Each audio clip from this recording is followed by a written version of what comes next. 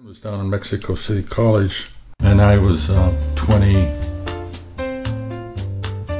or 23, 1961. That's 22, I think. And I went down there in the summer, and I stopped off on the way to visit another friend who was in a jungle village called Barra de Navidad. It was on the ocean and had a little bay and an inlet and a lagoon.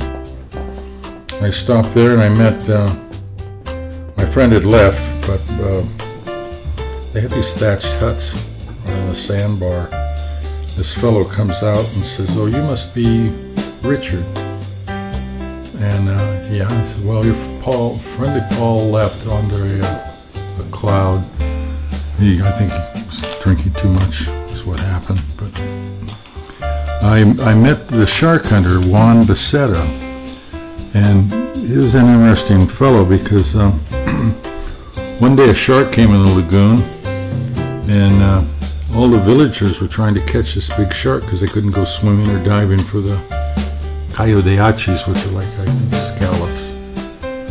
And everybody had hooks and lines, and he got a big meat hook, a piece of meat from the butcher, and threw it out, and the shark took his line, but his mother and his brother were there, and they were all pulling on his rope, I think it was, according to what I was told.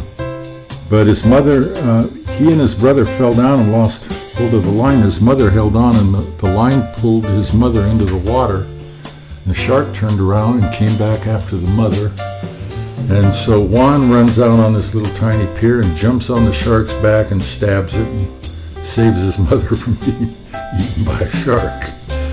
And I spent 10 days there. It was a pretty fantastic period of time. I rode a coconut plantation and picked up coconuts and drank rum and coconut juice and went out and went skin diving. It was a great place. But then I went on to Mexico City and I met my friend Jesus, Jerry Westmoreland, who I walked in the door. There's this girl sitting on the couch laughing, and a Mexican girl. Her hair was slightly dyed red, and I kind of was taken with her, but then I found out she was my best friend's girlfriend, so I didn't do anything.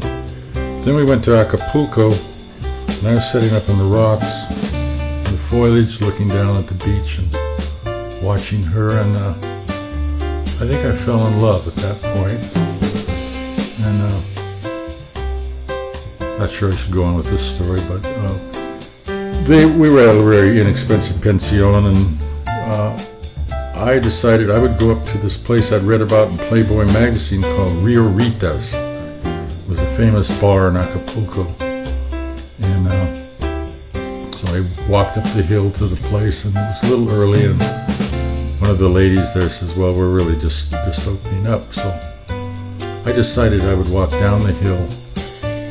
We went back to Mexico City. We hitchhiked back, and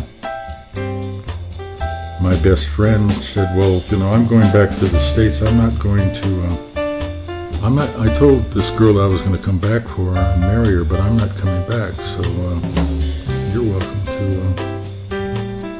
come back and see her when you want," because I was coming back in a month to go to school. So a month later, I saved up enough money to get back there for tuition and all. And as soon as I saw her, I asked her to marry me. She said yes, and so she took me to introduce me to her parents. And it was like in the best part of Mexico City, Paseo de Reforma.